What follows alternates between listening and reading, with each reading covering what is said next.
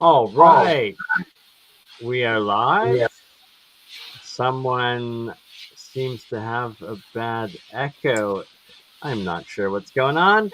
Um, Welcome back, everybody. We have the amazing Eric Hecker here for us to give more of his experience and deciphering his experience that he spent working 1 year at the South Pole for Raytheon on what he believes could be the essential port or monitoring port, the communications port of any off-world potential craft, in and outs, and so much more. And hopefully Dutch sense makes it here, hearing rumors that he's just waking up. We are also seeming to have some crazy internet issues like never before. Eric's having to join in with his from his cell phone. The internet mysteriously was cut to his house earlier. But so we also have Jeremy Reese, the alien scientist, Jeremiah Pop, exotic propulsion, and Gerald from Universe Coil, WPG Enlightened for Truth Network. We're going to have one technical stream here, and I'll let you guys kind of take it away. If Eric, you might want to give like a brief rundown of the neutrino detector and your experience with it, and just your general suspicions of what you believe is being hidden in the Antarctic. I'll start out. I'm way beyond having general suspicions. I don't have beliefs on what's going on down there. I have verifiable facts that I've been presenting to the world for a It's that few you've years now. compiled. Absolutely, I've already presented. I've spoken to the Department of Defense, I've spoken to Congress, and I've spoken to AARO, and I've given them this information, not because of what I believe in, because this is what's going on. These are the facts of the matter today that people need to wrap their heads around. The ice cube neutrino detector is not simply detecting, it also transmits. And it engages us in a whole new conversation of science and technology on this planet that most people, unfortunately, just aren't prepared to even consider needs to happen. They really love putting their heads in the sand and just doing their best to kind of discount the facts at hand by saying things like, I believe something. Yeah, so this isn't about belief. It's not research that you did. You actually were stationed down in Antarctica and were exposed to and saw some things, right? Absolutely. The ice cube neutrino detector, the power supply is questionable for the, everybody can do the calculations and find out there's got to be something else going on. I physically saw the diameters of the cable. I mean, these are just things that, for tradesmen, we have understanding of things. If you're just talking about little communications, that's me in the ice cube neutrino detector. So, cable diameters matter. When you're just doing little information lines, yeah, you can have small stuff. But when you have these big, giant cables and, then, documented transmission values, I mean, this is no longer belief, it's fact. This thing is transmitting. I've corroborated this information with other coworkers from the facility. I just happen to be the guy on point that's letting the world know. And so, why is it the electricians and the plumbers who are letting the people know, and none, you don't think any of the scientists working on this are speaking out? The only thing I can presume is they're more afraid than I am, and I'm just not afraid. I mean, it's really just that simple. And thank you for coming out and bringing all of this forward, because you're the first to bring out the allegations and the documentation of the Havana syndrome happening at the South Pole workstations to yourself and the crew. How it's this direct energy weapon sort of technology, direct to head technology potentially, as well as these particles that are moving faster than light. They break all physics. They're quantum entangled, and that this would be what a spaceport would use. if such a thing exists, and that's what you found down there. And that you've also believe you found evidence that the original South Pole Station 1 that precludes the Antarctic Treaty most likely has a nuclear core power plant that would be still running and active to this day, that would be powering a lot of these side projects that you found down there, that you found evidence of the circuits of these different machines that weren't supposed to be running, being powered simultaneously to what were tests that you were bringing on, that also go as far as you documented that when you first turned the machine on, that simultaneously earthquakes happened in Christchurch, New Zealand there, and that Yep. resonates with me hugely, in that I remember watching when they first powered CERN up during this crazy solar flare, that on the antipode in Nepal there was a massive earthquake as well, and that I talked to Nassim Haramein about it like a week. Happened to be in Calgary at a presentation, got to talk with him face to face, brought it up, and he was so excited that someone else had noticed this, not just himself. And hopefully we do get Dutch Sense in here, because all the his lifelong work of the seismic energy cycles, the dew energy weapon transfers and technologies, documenting them through the satellite imagery and whatnot. For those that didn't catch myself, Eric Hecker, and Dutch Sense for first interview together, we went over all of that. But I'm going to shut up and let you do your updates and disclose the more info that you've both found out yourself, Eric, and that you're able to speak of. Is there any way, before we get into the new info, we could just do like a quick overview for people who don't know the information, and just explain to them what the Ice Cube Neutrino Observatory is, how it was built, a little bit about the construction, basically that there's these modules, which are the detectors, and they're put on these. Eric, why don't you describe it for us, because you were telling You got it, Jeremy. So basically, the building that you're looking at there sits atop the ice. The ice is about 2 miles thick. They then used a steam-headed drill to go down and bore holes down into the ice. I would say to the best of my recollection, they're probably about 32 to 34 inches in diameter, and they go down, I guess it was about 1.5 miles down. There's a great picture right there. It shows all the different strings, they call them, the different cables that go down. And then the DOMs are spaced out on those cables, and then they reflood the hole to allow the DOMs to be completely embedded in the ice. The concept as presented is that the Ice Cube neutrino detector is there to detect the neutrino interactions which occur when a neutrino, and I'm going to quote what I was told at the time, it is a near, same, or faster than light particle that is massless potentially, is what they were saying way back when. That's the DOM right there. And that DOM, when embedded in the ice, would detect the blue flash, the Cherenkov radiation that would occur when a neutrino would impact the water molecule's nucleus. The neutrino and the nucleus would be destroyed at that point, and a muon would be released along with the blue flash of light. And that's what they present this facility as doing. And I don't doubt that it can do that, but like many other projects in the military, they're multifaceted. So it turns out that there is paperwork that I've presented. It's available on my website for anybody to see, deciphering.tv, in the archives section. It's called the DOM document, and it is taken right out of the technical literature for the construction and operations of the Ice Cube neutrino detector. And it states very explicitly that each of the DOMs has the ability to transmit at up to 2,047 volts. So you multiply that by 5,160 DOMs, and you're looking at the total power output potential of this array.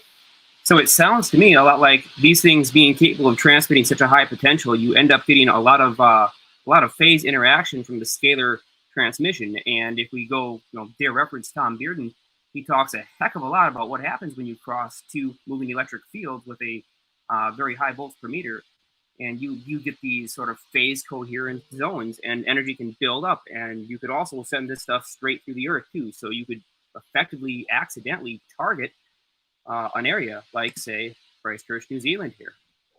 Yep, I couldn't agree more. This is what I'm trying to impress upon people, is that I happen to stumble upon this technology through my experiences, and I think it's very important for the people of this planet to understand, A, that these technologies exist, and B, that they're being used against us. I mean, this to me is critical information for the people of this planet, and this is why I do what I do. I think history has shown us time and time again that we can take, they say, if you don't learn from your history, you're doomed to repeat it. Well, I do believe history is very much on a repeating cycle, and we can reduce it down to this one simple cycle. The rich will step on the throats of the poor until the poor rise up and do something about it. And there are certainly not poor people involved with these programs utilizing these devices against the masses. These are very wealthy people beyond the scope of monies that we think of, and they have power beyond compare. And these are the things that they do in their spare time while the average mortgage payer is trying to feed their children. Well, this is interesting. I'm just looking at the size and scale of this as a receiver or broadcast antenna, whichever. I mean, receivers can be used as transmitters and vice versa. So, right. So you look at the height of these strings. There's 86 of these deep core strings, and they're almost 3,000 meters long. That's like 10. That sounds right. That's like 10 times the height of the Eiffel Tower. So probably depicted in that picture. Yeah. One of the pictures actually has an Eiffel Tower in it at the base to show scale.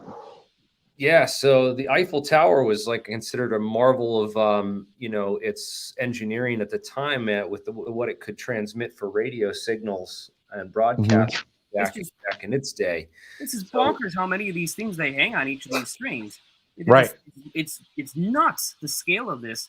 And I heard an article recently that they're looking to increase the scale of this project tenfold. They're going to start putting more holes in the ice and increase this thing. It's nuts. Oh man, I can't even imagine what kind of phase interference is going on here with all these signals simultaneously. The noise floor has got to be nuts on this. So you said the power plant for this station, where can we find technical specs?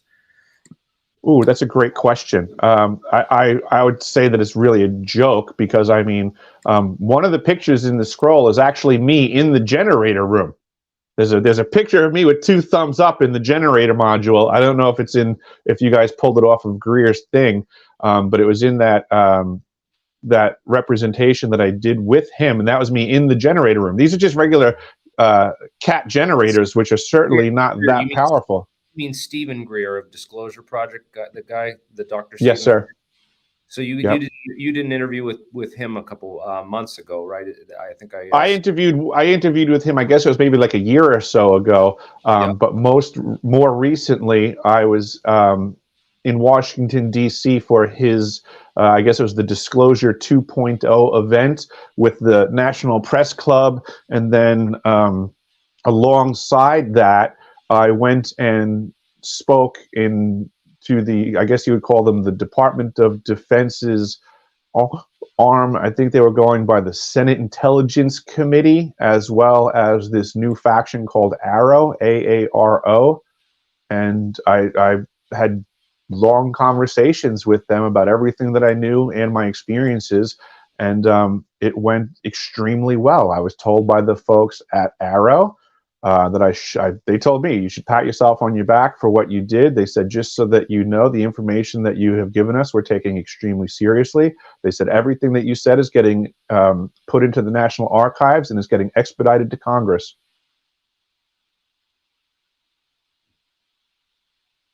The science officer that they had, he and I had amazing conversations. The other people in the room, I have great respect for their efforts, but they didn't really understand a lot of what I was saying until the science officer interpreted it for them. But he understood everything that I was getting at, and was like a kid in the candy store when he was picking my brain with questions. There was a lot of stuff that they suspected was actually going on, but they didn't have any corroboration. So they were very happy that I was able to corroborate things for them. I went in there with documentation. I went in there with maps. I literally laid everything down on the conference room table in a skiff, which is a secret compartmented information facility. This was some really high-end security. I mean, we got patted down, we got frisked, we got wanded, we went through, like, you know, it was like the opening scene of Get Smart with locked doors and things like that. You know, one second you look like you're in a random, you know, normal office building, and next thing you know, we're in probably one of the most top secret facilities I've ever seen. And I've been in quite a few. I would have previous experience in the submarine service and understanding these protocols, and this was off the wall.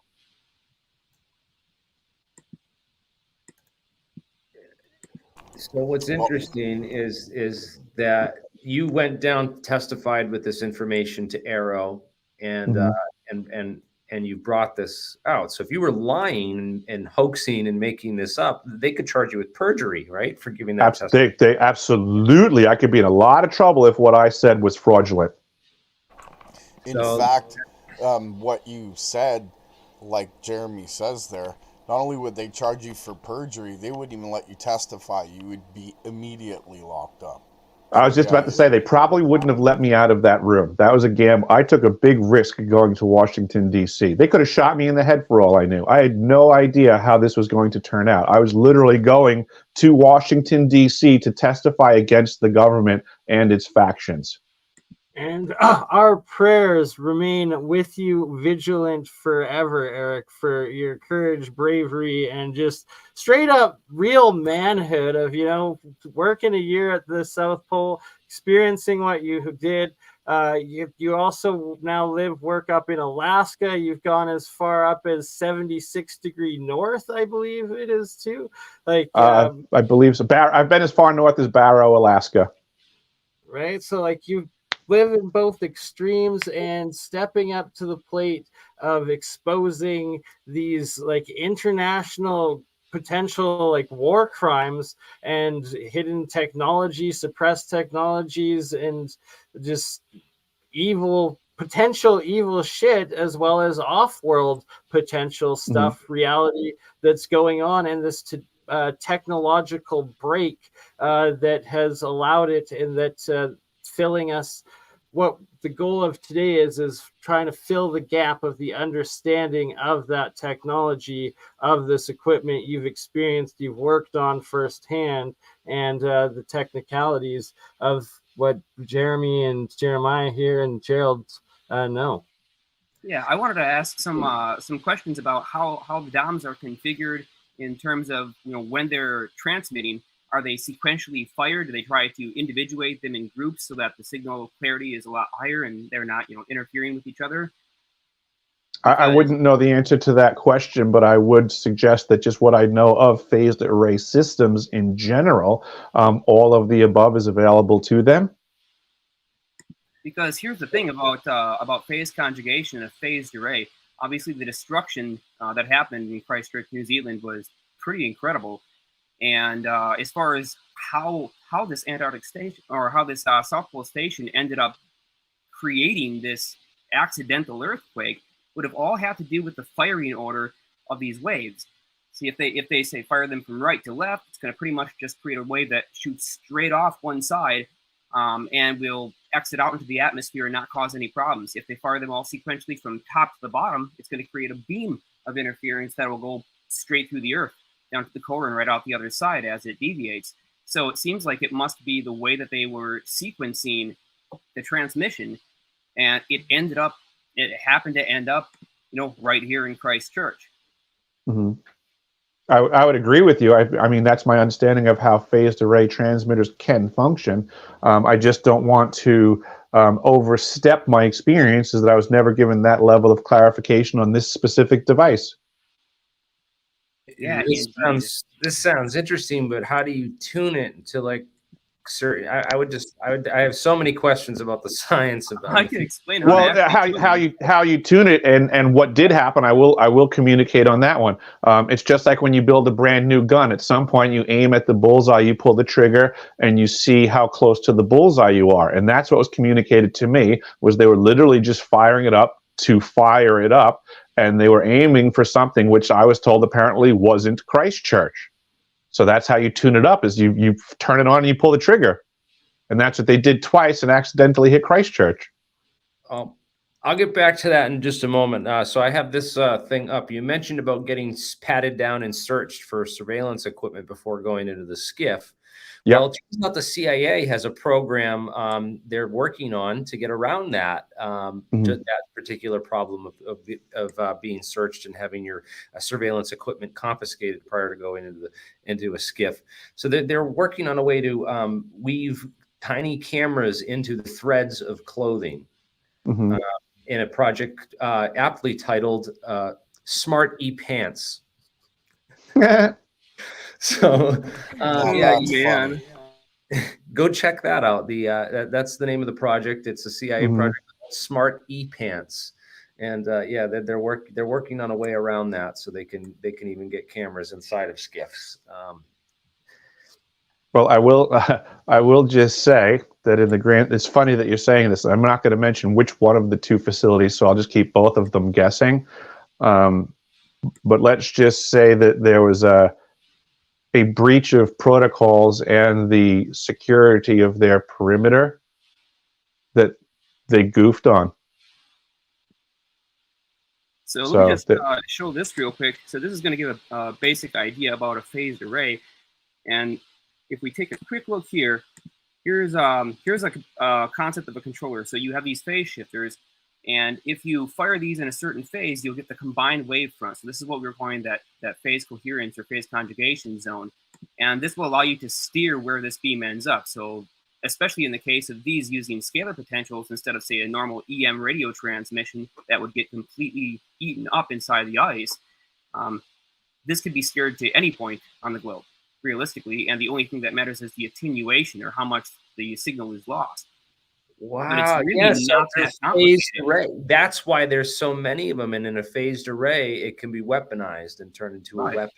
And from what I understood, it was an accident. Like they weren't trying to create an earthquake. If I understood correctly, it just happened to be that they got the signal just right, and the geological conditions there couldn't take it. I believe they were actually trying to hit something with an earthquake, just not Christchurch. Oh, okay, that makes the story quite a bit different, doesn't it? Yeah, I mean, this is by design a weapon.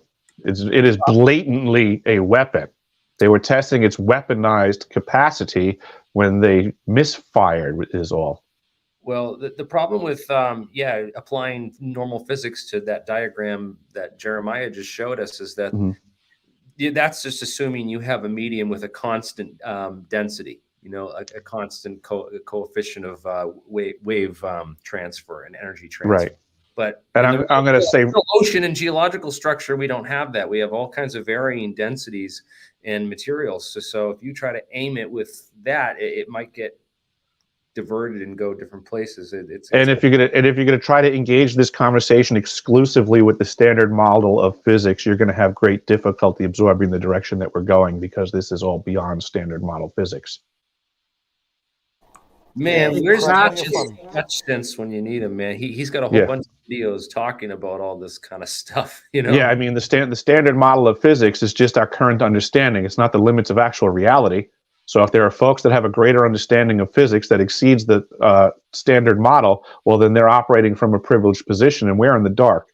And that's what I'm trying to do here, is pull the veil back and let everybody know that there are factions that are operating outside the standard model of physics. They already know this stuff.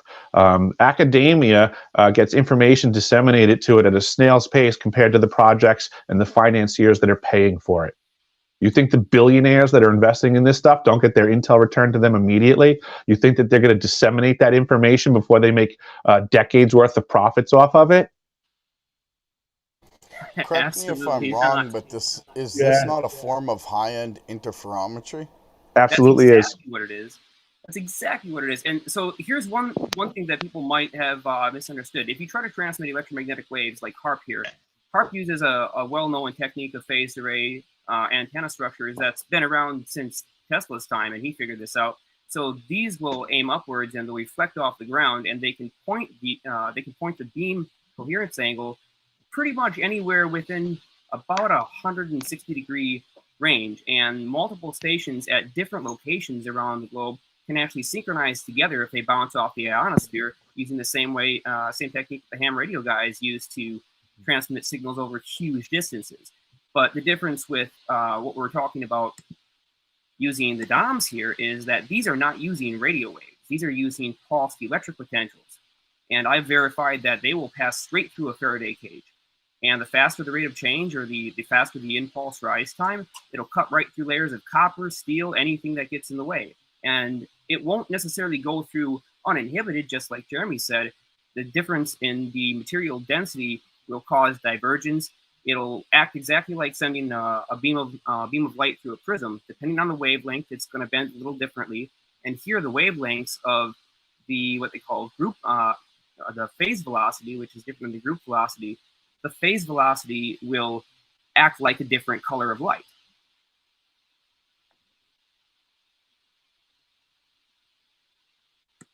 Sorry if that was a bit much, but yeah, I mean, we built these things. We actually did a little experiment and increased the speed of light in an area by using a system of 4 resonant transmitter coils that were just all connected together at the base, and then their tops were freely floating open. So by changing their location to each other, or by changing the phase between them, we were able to create a difference in the divergence angle and the focus, and we could tilt it one way or we could tilt it the other way. And we actually measured that the frequency of these coils increased. Now, parallel inductance mechanics will tell us parallel inductors should actually decrease their frequency due to the surrounding capacitance of the conductive elements. But here we prove that technology is quite different and that the science is wrong. It's a missing component in our general mathematics, and it has to do with something called the gauge factor, which is generally considered to be symmetrical everywhere. But it turns out if you put an electric field into a volume of space and you put another electric field into that same volume of space at a different angle, it'll actually modify epsilon in that local space, and it will change the speed of light. So you get this thing that Bearden called an energy bottle. If you look up the gentleman that I mentioned before we went on air, Lloyd Berkner, to add to his interesting history, he was the forefather of the understanding, measurement, and manipulation of the ionosphere with electromagnetic waves. And in all your research in doing this, you've also stumbled across something else that's truly fascinating, and this was the voice-to-skull technology. Mm-hmm. And from the sound of your last interview, you've become quite well educated on it. Yeah, it's there's a lot of information available out there.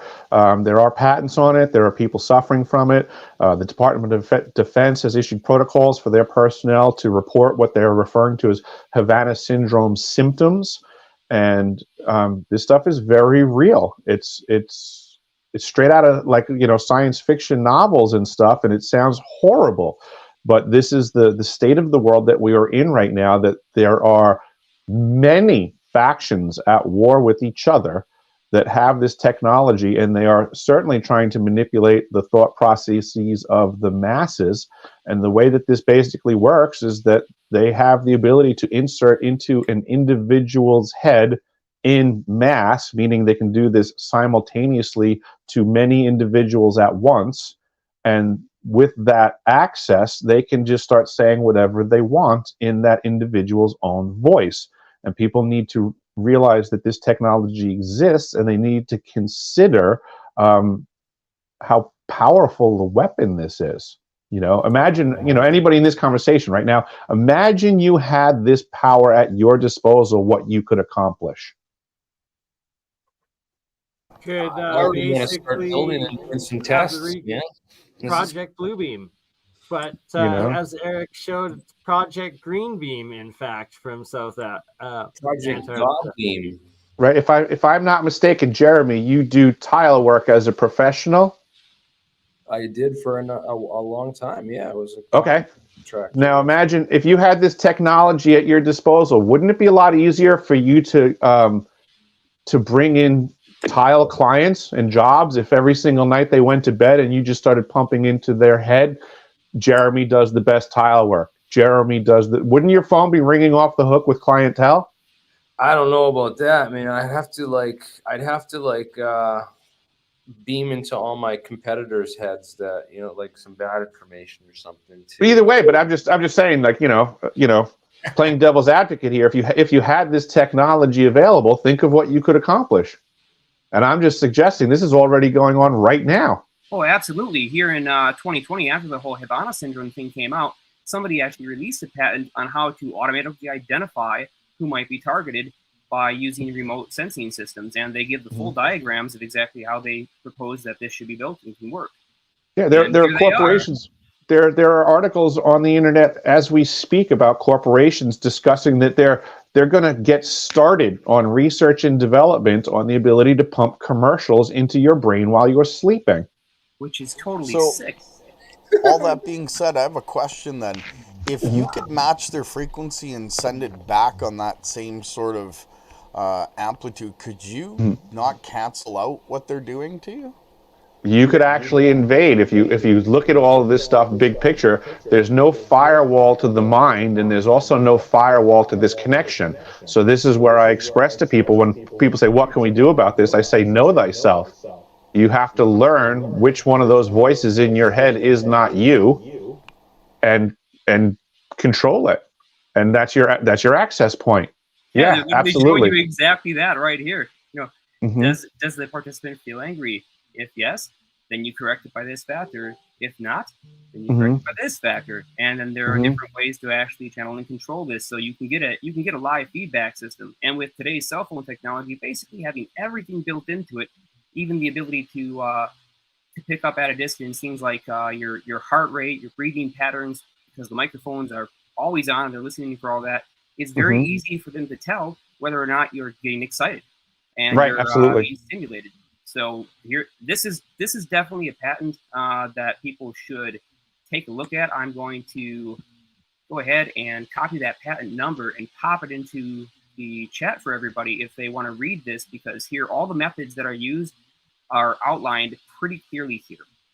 Yeah, my research shows that the ancient mystery schools of old, who had as their battle cry, know thyself, that this is the reason for this, is that way back when these were techniques that could be applied by individuals who became adept at these skill sets.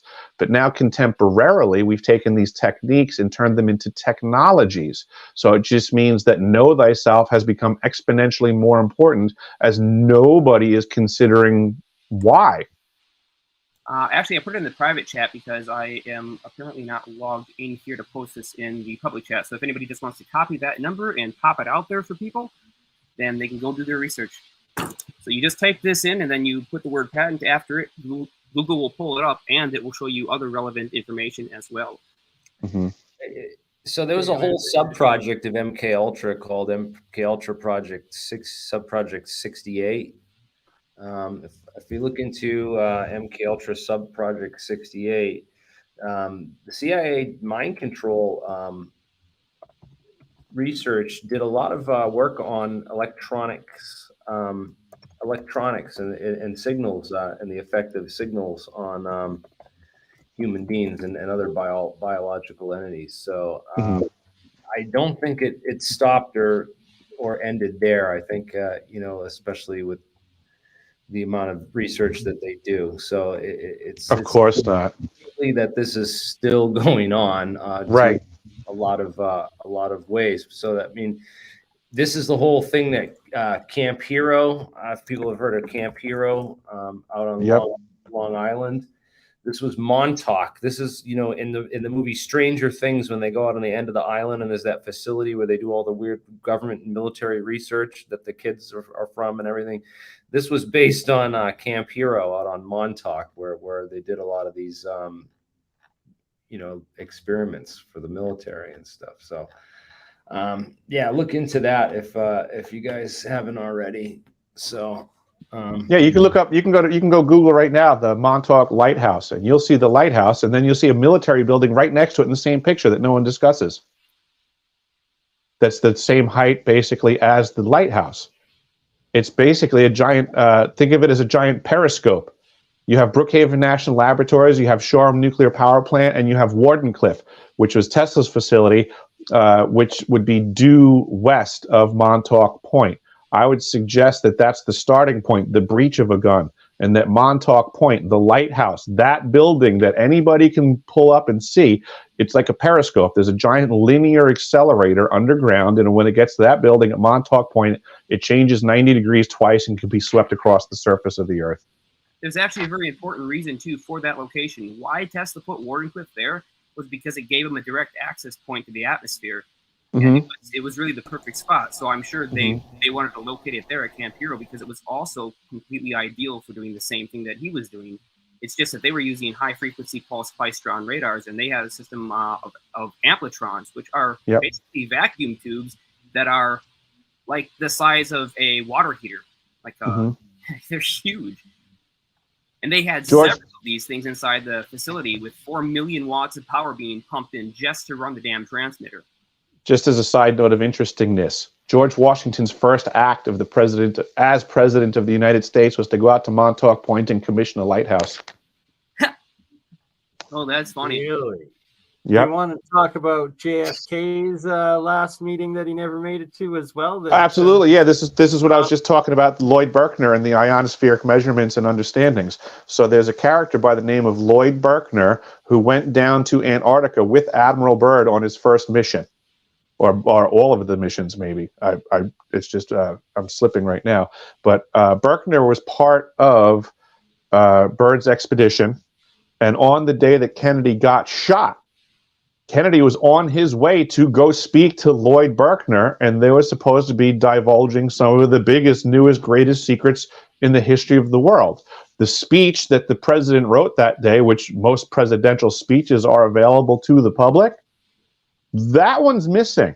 No one's allowed to know what he was going to say that day when he went to go see Lloyd Berkner.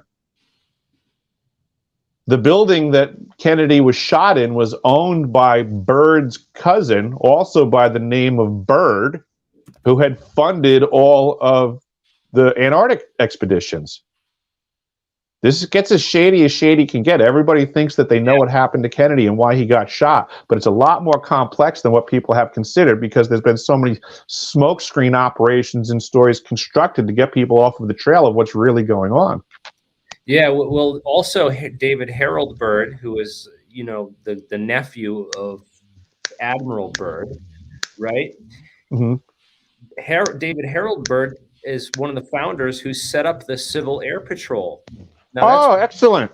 So that's where David Ferry worked.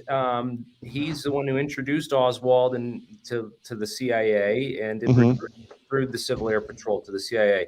Now, three people from the Civil Air Patrol over there would wind up working at Atsugi Air Force Base. Okay, Atsugi Air Force Base was of course, the center for the U-2's Operation Oxcart U-2 spy program, right? All those U-2 flights over the Soviet Union were launched out of Japan at Atsugi Air Force Base. And that's where Oswald was stationed as a Marine after he joined the Marines. And not only was he there, but he was there with another Civil Air Patrol cadet that was there with him, a guy named Roscoe White, who would end up being a Dallas police officer working on the Dallas police force the day that JFK was assassinated.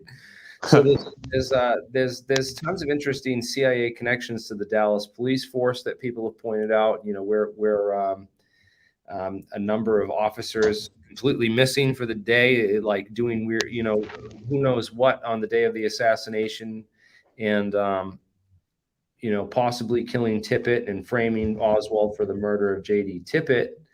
A whole bunch of other shady stuff that went on that day. But another guy, Kerry Thornley, was also at Civil Air Patrol with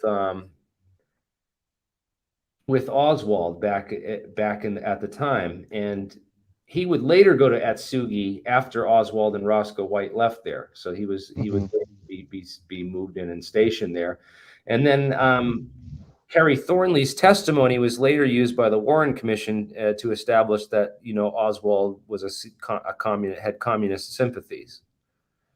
So it's weird how this all the people that whose testimony comes against Oswald end up being coming under the Warren Commission. 80% of it relies on this testimony, which are all people that are deeply connected to the CIA, including Ruth Payne, the woman who introduced him and got him the job at the School Book Depository building.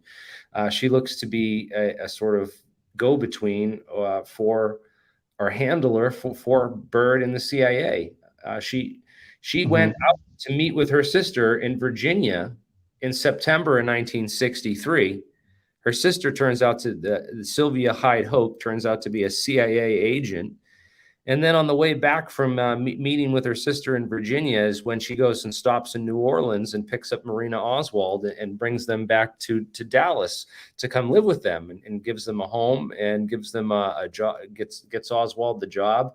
Apparently Oswald also applied for a job during that month at the airport and got a call back from the airport. They wanted to hire him for a much better job than he would have had at the School Book Depository building. But for some reason, Ruth Payne never forwarded that telephone call to Oswald. Well, why not? Because her job was to set Oswald up for working in that building. Yep. And it just all comes full circle now that we have all these facts years later. And did you know that Byrd, so Harold David Byrd there. Hale Boggs. So while I got Hale Boggs up, I might as well mention him. Someone brought up Hale Boggs, who died with Nick Bejic. They both died in Alaska. Yep. Okay. So Hale Boggs was a Warren commissioner. He was one of the Warren commissioners, and he was outspoken at the Warren Commission said, there's problems with this government investigation of itself. Right. And he ends up disappearing. They never found the plane. Right. He disappeared in Alaska. And that was in 1972. So real interesting stuff when you look into the history of all the people involved in this and people who knew stuff that just mysteriously disappeared or wound up dead. Yeah, this is all really big picture problem stuff because it goes to technologies existing way before we could even imagine them happening, because B, we don't even have them available right now. I mean, people don't want to hear that anti-gravity devices have been around since probably the 1930s. People don't want to hear that we have basically, what we refer to as free energy devices, but just basically devices that give off god-awful amounts of power for very little energy input or expense, so to say. People don't want to hear that rich people have been doing this for a really long time and poor people are just being forced to pay their mortgages. Well, I would say the average people want to hear, the citizens want to hear, certain military-industrial complex individuals don't want to hear, oil companies don't want to hear it, and they want to make sure that none of us believe it either. I'd like to agree with you, but the general consensus from the folks that I talk to, it's, I'm putting out the information and it's almost like it's repulsive to them. They just want to get back to Monday Night Football and making sure their mortgage is paid. They certainly don't want to do anything with the information being presented to them. Well, if you say it a little differently, if you say, do you like paying your electricity bill? And do you like how it's been going up steadily every single year? How would you like to fix that problem? Fair enough. Fair enough. Yeah, so, I mean that's a more palatable way of putting it, I gather. It's all in the presentation. I think a lot of people don't want to admit to what's going on, because if they see that as a truth, then they have to look at themselves wondering, how did I miss that somewhere along the way? I think you're right. I think that's a lot of what's going on. And I think the other secondary issue is that once they have an understanding of the problems of the world around them, this is how human nature gets worked against us. once people do understand what's going on, they will actually do something. But this is where ignorance is bliss comes into play, and how we get manipulated so well, because they realize people would rather be ignorant and blissful than have to do something about it. So I think a lot of the information that I present is so distasteful that they're very rapid to discount it, so that the benefit of just not having to do anything about it. It's easier for them to figure out a way to pay their mortgage than it is to take back the power from the supposed elite that are mind washing everyone every day. Yeah, heaven Yeah, the forbid someone truth should has take always been. responsibility for themselves and their own life. Yeah, it's crazy, man. Yeah, I don't expect normal people to just get up and fight for this, but it just bothers me when look what happened in the last 2 years. Everybody was told to put on a mask and get a vaccine, and they did.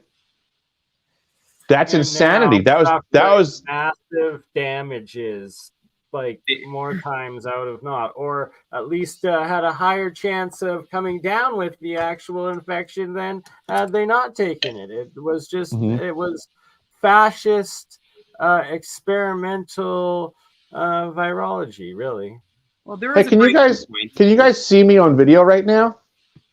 Oh, let's get you yes, up there as a solo. And I'm moving around and stuff, because all of you guys have been frozen up on me since the 25-minute mark. So I'm going to try to bounce out and refresh real quick so that I can see if you guys are bringing stuff up to discuss. Yeah, so I'm going to bounce out and be right back.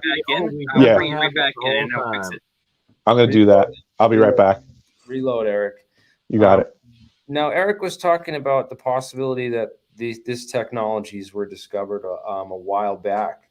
You know, I just recently came across this on quantum vortices, right? Did you know the existence of quantum vortices was first predicted by this guy, Lars Onsager? Okay, this is a very interesting physicist too, if you look into his career. In 1949, so this is 2 years after Roswell, and doing research on superfluid helium, and he comes up with this idea of quantum vortices, you know? Now, what's really interesting is that these quantum vortices, apparently, if you can get a lot of these on the surface of these superconductors, then they do weird things. Apparently, there's this guy who worked on a lot of this stuff and independently developed a lot of these theories on superconductivity back in the late 1950s. So this was 2 years after the anti-gravity conference at Chapel Hill. The secret gravity conference where they brought Feynman to and gave him the pseudonym Mr. Smith, and had all these top physicists meet and talk about anti-gravity.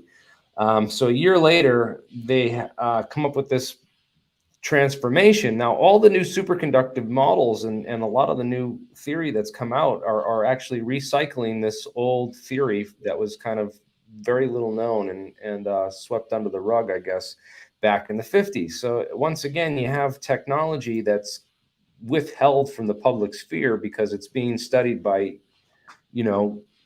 it's being studied by the black world and black programs and stuff is exactly what's going on.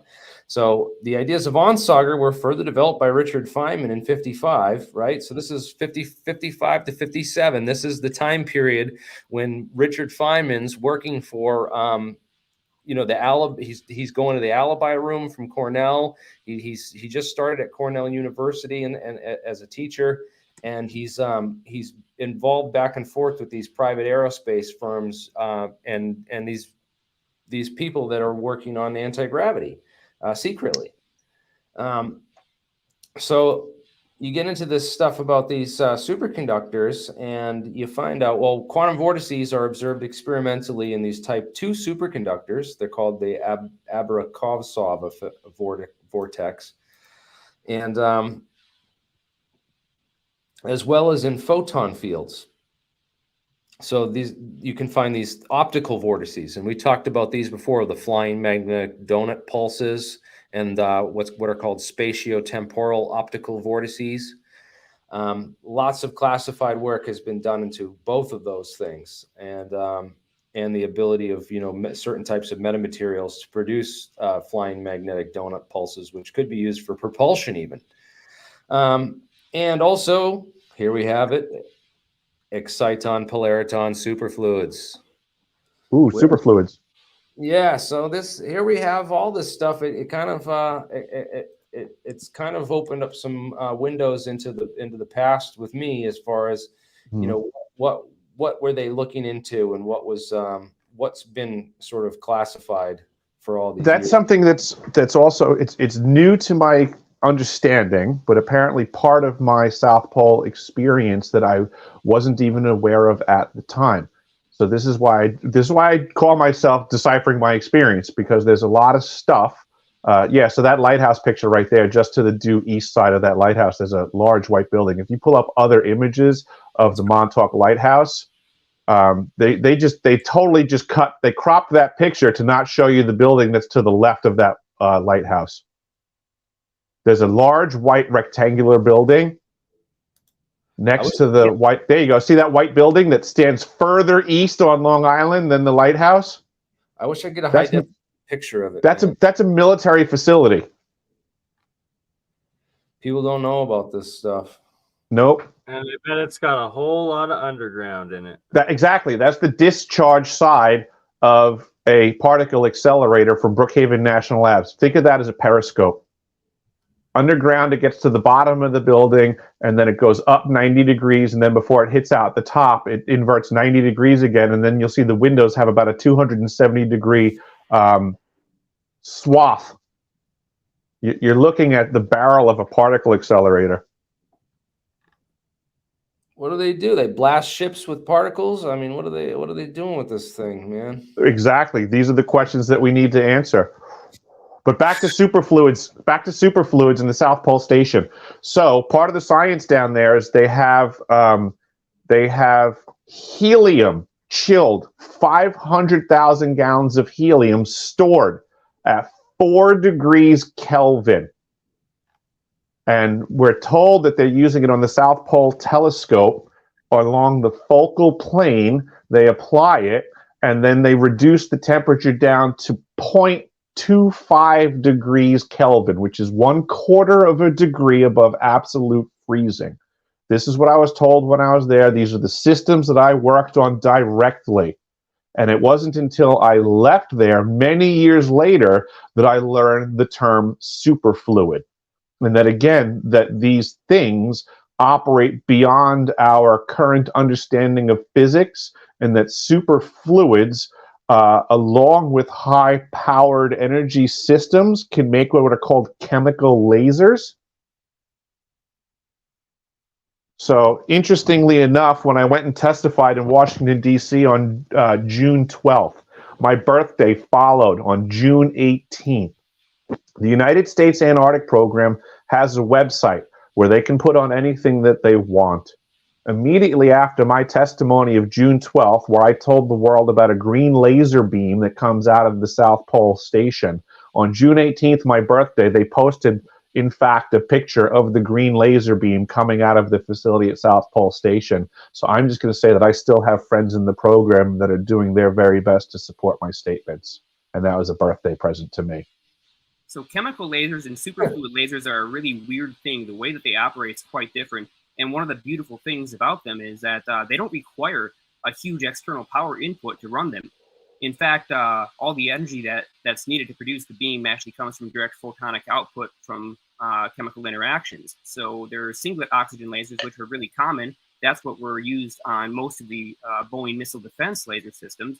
But about that huge green beam, in your previous interview, you had mentioned it could have been used for long-range communications as a direct line of sight thing. And since you can't directly modulate at an extremely high frequency, a chemical laser or a superfluid laser, one of the things you can do is simply pass it through a pressurized chamber of gas that can handle the temperature. And then you can play sound into that chamber, increasing and decreasing the pressure, which will change the refractive index, but it won't distort the beam. And so you can encode a difference in the brightness of that beam and give yourself, basically a live way to modulate it without having to change the characteristics of the beam at all from the production source.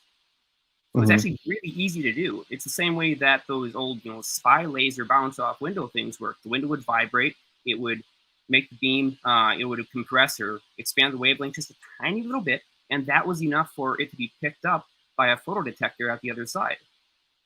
My understanding, though, I get what you're saying, and I appreciate that, but it was my understanding. So, like what you just said, though, my belief would be that they would then be firing that laser, but only for a very small fraction of a second. So when you're saying power outputs and power required, there's a duration of the beam that would have to be calculated into this. It was my understanding that to have any beam of any duration would take a ridiculous amount of power, especially at great distance. And that's what I wanted to impress that I did see, was that this beam was obviously going to great distance, and it was certainly for a very good standing duration compared to what they were talking about in scientific forums and experiments where they were doing these for a fraction of a second. What I was seeing going on was sustained output for, at the very least, many minutes. Then it then it would have had to consume quite a bit of power if they wanted to sustain that, or they'd have to have huge dewars of the right chemicals to mix together. That's kind of what I'm trying to impress upon people, is I'm seeing things that don't match what we're being told. Yeah, exactly. There's just a lot of missing information about how this stuff works. Well, it's all classified too, because this is weaponized information. This is how we defend against incoming projectiles and whatnot. So, and one of the things I'm also trying to let people consider is that nuclear weapons are regulated, guns are regulated because we know about them. None of this stuff that I'm presenting to folks is regulated because they just deny it exists. It's just that simple.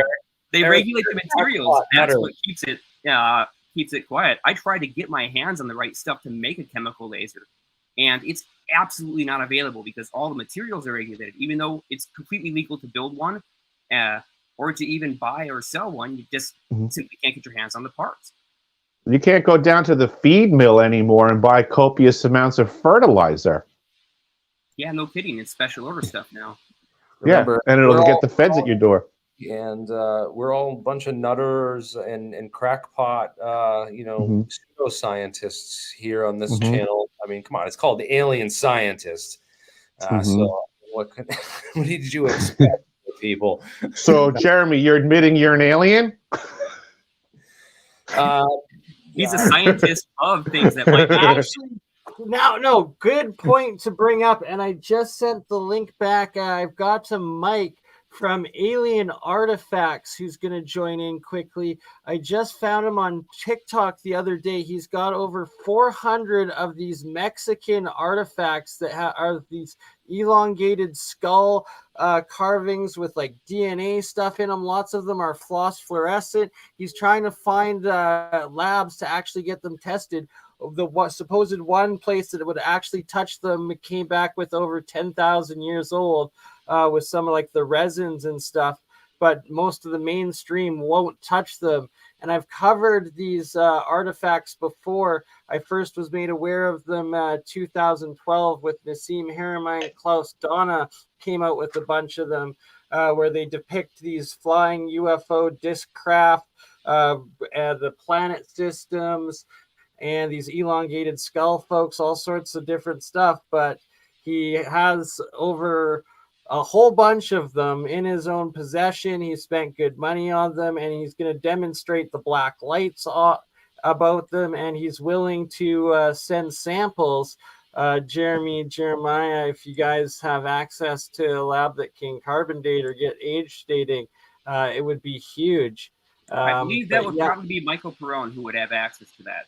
And he's one of our group members. So if it, I'll talk to Michael. I'll try to get him on the next stream here. When I'm going to be going live again, I'm going to have to jump off here because I want to take a break before I get some stuff ready before my next stream. No worries, Jeremy. We can end it on your channel if you want, but keep it going on mine, as there's over 620 people watching totally across the YouTubes, and then over another 700 on the two Rumbles that we're streaming to right now as well. So, Jeremy, before you go, actually, just hang around for this quick explanation, because I'm going to tell you guys how you could build your own voice-to-skull technology with a part that you can find in your kitchen.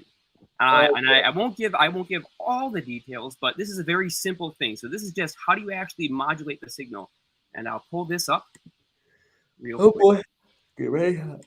So hopefully this doesn't get us in too much trouble. But Well, I'm not telling people to do this or use it for yeah, various yeah, purposes. I'm not going to tell people that I've done it or Don't show do pictures this of at what I've home. done. In fact, don't try this at home Or on unless your you're. classmates. Yeah, definitely don't try this at home. Oh, actually, it's Or on that incredibly girl you dangerous like equipment. at school to So- put voices in her head telling her. Well, as long as we call it a weapon, it's protected by the Second Amendment in the United States. So, by all means, everybody's allowed to make their own firearms.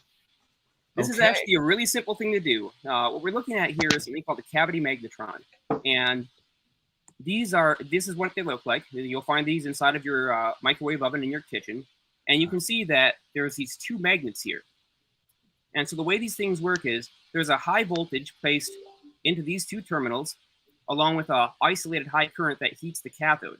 And so the output of the energy for this fixed frequency microwave antenna is going to be based on how much voltage differential there is between these input terminals, these two here, and the chassis of this cavity magnetron.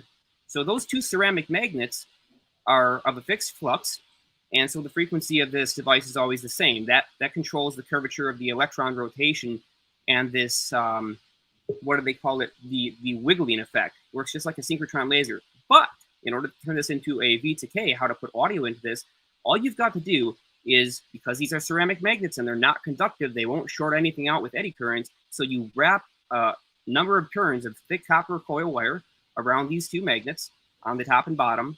You hook those up to an audio amplifier that's running off of a battery pack that's isolated because you don't want the introduction of high voltage. And so this is going to give you an extra signal on top of the 2.35 gigahertz carrier. And then to finalize that off, all you've got to do is put a parallel line inductor between these 2 points and the feed from the output transformer, and you can modulate the power input by basically passing an audio signal through that. And so by adding the two modulations together, this device becomes a way to send audio directly into somebody's head with the addition of a waveguide. The waveguide's the real key on what you need to make this work, and that's what I'm not going to talk about. But otherwise, it's like really simple stuff. There's a lot of waveguides in cathedrals, ancient megalithic temples, and sites. Just to throw a little bit out there. And we had Mike Alien Carvings out there. Are you back here? Jeremy, alien scientist, before you go, and just take a quick look at this crazy collection. It just blows my mind. Mike, you there? Cool stuff. Is that your stuff right here? I think you might be muted, alien artifacts. I think he may not have his mic settings correct. It's probably not selected to his internal microphone. So, can you hear me? We can hear. I can hear you. Us? I'm not sure if alien artifacts can hear us or alien carvings. If you can hear us, I guess he'll be back. He's going to try to reload it. But you got to stick around to see this for 1 minute. Like, he's literally got a complete room full, like shelves upon shelves. He turns the light off, shines the UV flashlight on several of them, and there's not just green ones, there's blue, there's red luminescence, and it's like throughout the stones. It's so freaking fascinating. And like, he challenges everybody. He states himself he started out as a skeptic on the carvings himself. He just bought a couple as a novelty, thinking like they're crazy high craftsmanship, only to now invest I think 5 or 10 years of his life straight into it, and a significant amount of money into them. But he's getting them directly from the locals in Tula and Toluca, Mexico, and that since the Mexican government claims that these are all fakes and that they're all fraud fakes, anything that has a UFO or alien or anything in it, by definition, there is called a forgery or a fake, so that that's how they're legally able to excavate them and then sell them and then legally purchase them off the black market. And that supposedly there's over 40,000 of these. I myself have found about 5,000 or 6,000 photos so far of different individual ones. And it was the pictographic language of them that really, really got me interested and fascinated on it. Actually, I'm curious about the chain of custody and origin of all those so-called artifacts. And it seems like there's an industry down there where, like, the locals like, people want alien stuff, so let's make more alien-looking artifacts to sell because there's a huge market and demand for these things. Is there any proof that any of these came from like legitimate, Mayan? So he's interviewed several of the people. He goes down there himself to Mexico. He states that he's obviously bought in several that are fakes, but then the majority that he believes are real, and shows the differences between them. And hopefully we can get him back here quickly before that. In the meantime, I want to ask a couple more questions of Eric before I go. Yeah, for sure. And then you can get into all this wacky, weird, crazy stuff. Yeah, we'll take the woo-woo weekend at Bernie's. Sorry, I'll shut up. Take it away. No, that was all right. I have a couple more questions for Eric. You said you went and testified down to AARO and they brought you in a skiff. Was there anything that you shared with them at AARO and in that skiff that you haven't shared on any of your other previous interviews that are out there? I would just, there's one thing that I'm thinking of off the top of my head, mostly because I'm just doing due diligence and researching it to make sure it's accurate information before I present it outwardly. All right. And again, you just kind of had experiences down there that you saw things that led you to, talk about and speak out and become a whistleblower on these things. But people are commenting about Eric doesn't have any evidence. I've presented tons of evidence. I don't understand. I have a website that has the evidence on it. So if people haven't seen the evidence after years of me presenting the evidence, it's because of their lack of due diligence. The evidence has been presented many times. Right. I think one of the first channels you came on before it was my channel back. I remember it was just like a random stream I had. That's how I first met Eric, was on your channel. Yeah, absolutely. It was because of you, Jeremy. Technically, you had one day just said, you threw it out there. You were like, hey, anybody who wants to join the live stream? I was like, well, let me try this guy out. Yeah, that was pretty cool. And yeah, I'm gonna have to go look into your website. Can you share that with people where they can find your website? I just posted it in the live chat for everybody right now. It's deciphering.tv. And yeah, it's been right next to my name the whole time. Yeah. Okay. I'm just letting people know because it's some people it's just hidden in plain sight. And and in my archive section is where they can find it, and it's listed under the DOM document. And this is there you go. It's getting pulled up right now. You go to the archive section, you go to DOM document, and this is literally a page out of the technical transcripts for the Ice Cube neutrino detector. People can go find this themselves at the University of Wisconsin website, which is running the experiment. This is posted public information that anybody can find. I just presented it first, I guess you would say. Awesome. I'm gonna have to do a big deep dive into this because I've seen it covered on a couple of their channels and stuff, but none of the debunkers are really have done a solid job of proving this one out because they can't. That's the problem, is that all they do is attack the messenger instead of the message. I would love for people to get into the science and understanding of how this technology functions, because there is no debate to be had. Just like the other gentleman here is pulling up patents for all this stuff. This is Tesla technology. This is beyond standard model physics. And I'm not going to listen to some physicist start screaming to me about the standard model and how this defies the standard model, because I'm going to agree with him and say, yeah, absolutely, it defies the standard model. Yeah, I know about that and stuff. I just and I hope people don't hate on me for just being a medium for people like you to report this stuff, because this is a board where we do analysis and we give a platform to these types of ideas, because this is we're here discuss this It's stuff. essential discourse that needs to happen. It's what's been missing is public discourse, especially. Yeah, I've been putting this information What's out so for key about all 3 this years at least, and I've yet to have anybody debunk the technology that I've presented. I've only found more corroborating information, and the only people that have attacked anything have been me personally versus my message. They say, what are his motives? Every kind of attack under the sun has been laid at my feet, but not my information that I presented.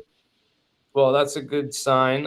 Again, you know, like we're just here to evaluate stuff, and if this kind of crazy stuff like this doesn't have a platform to be discussed, then how do you think we're going to get new disclosures of and how do you think we're going to find out about what Manhattan projects are currently going on out there?